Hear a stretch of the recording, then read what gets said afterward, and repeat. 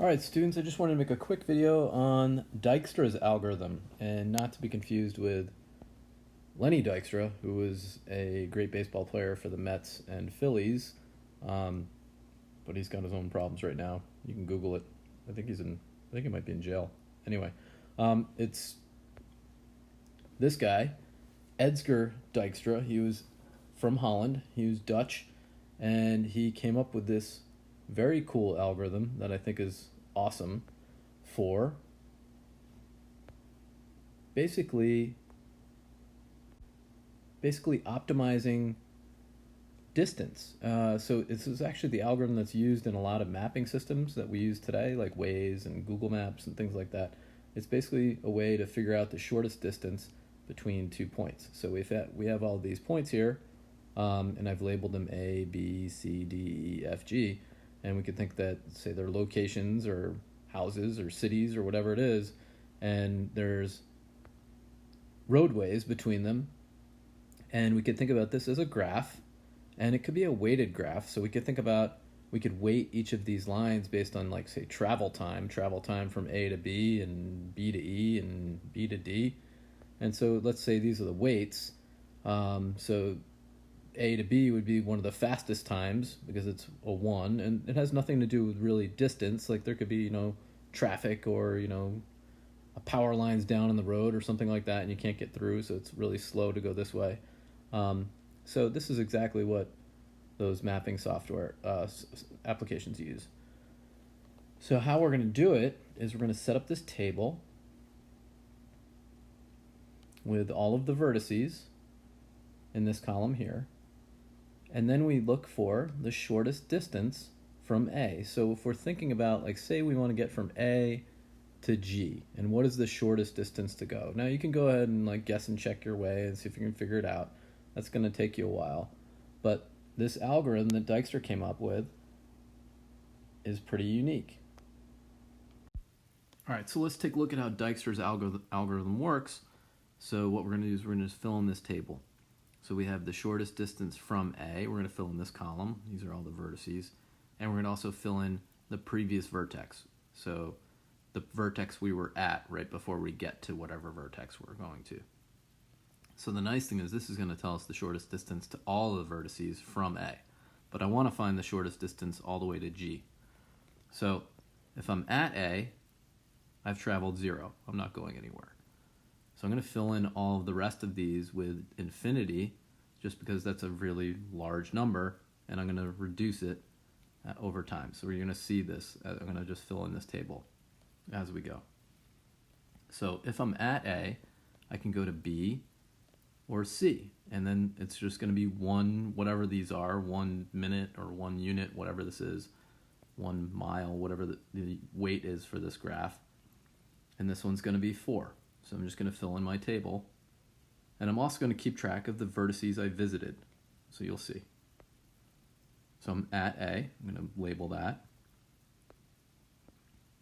and I traveled 1 and 4 to get to B and C from A, and that's the previous vertex. So from A to B it's 1, A to C it's 4.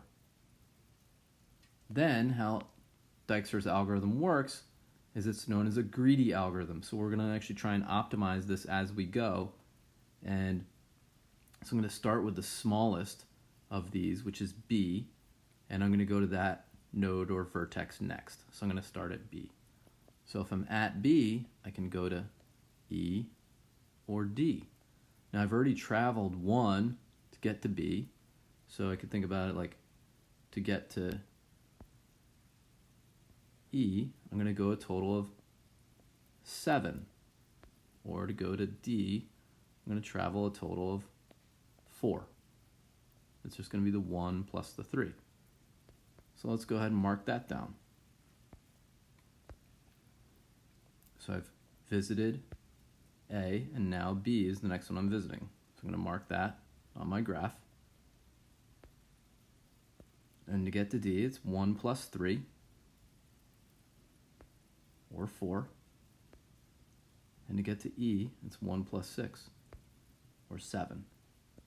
And the previous vertex was B.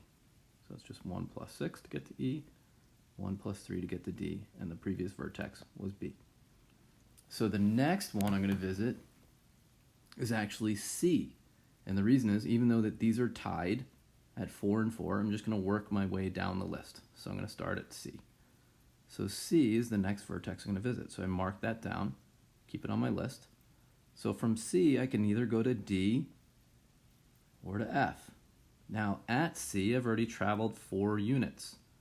So to get to D, it's a total of 6. It's just whatever it took me at D plus the 2, at C, plus the 2, which would be 4. Plus 2, which is 6. But I'm already at 4, so it's more optimal for me to go this way than go this way. So I'm not going to even write that down because 6 is worse. So I'm just going to leave this as 4. And then to get to F, it's 4 plus 5, which is 9. And I started from C to get to F.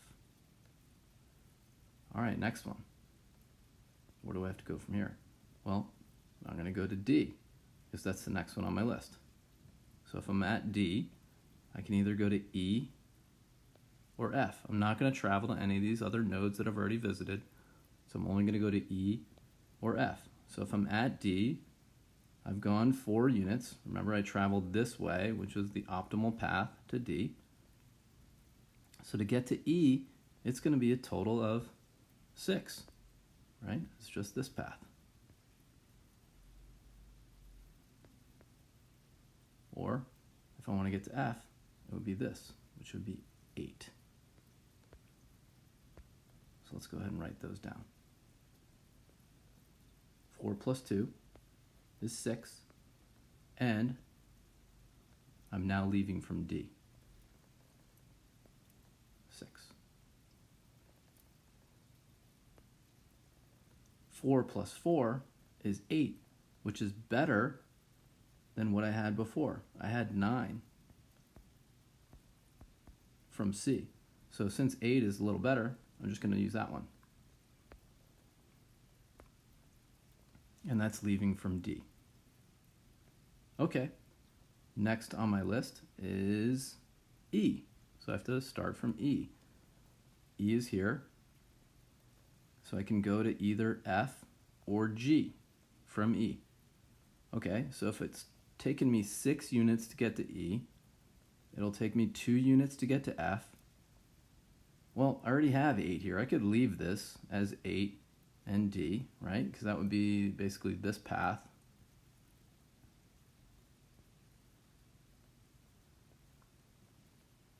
Or I could go this way. Either way is going to be 8. So I'm indifferent. So I'll go ahead and write down 6 plus 2 is 8 and leaving from E. So that again is this path.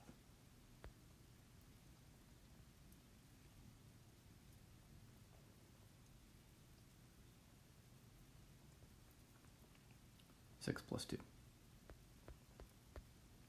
Okay, last one is G. Let's see. 6 plus 7. All right, I'm leaving from E to get to G. And how did I get to E? Well, this way. And that's to get to G. So 6 plus 7 is 13.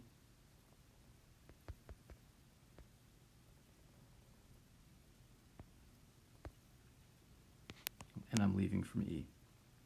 Okay, now I don't really need to visit G, right? Because I'm already at G, so there's nothing left for me to do. So the shortest distance is actually this way to G.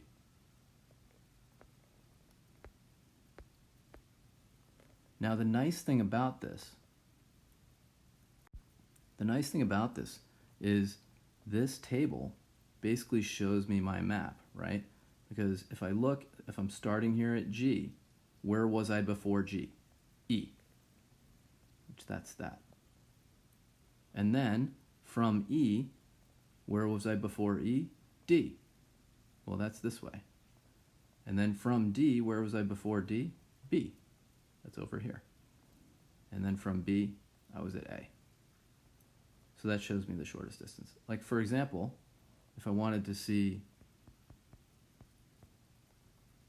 the shortest distance, say, to F, what I could do is say, all right, well, if I'm at F, where was I before F? E. Okay, let's go ahead and highlight that. That's F to E. And then where was I before E? D. We can highlight that. And then where was I before D? Well, B. And then where was I before B? A. So that's the shortest distance to get to F. And again, remember there was another path that was the same distance, which was this one. Okay. So I hope this helps. Please let me know if you have any questions. I really like this algorithm, and it's used a lot in computer programming now.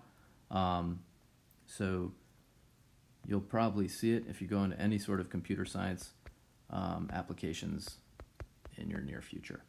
So thanks again for watching.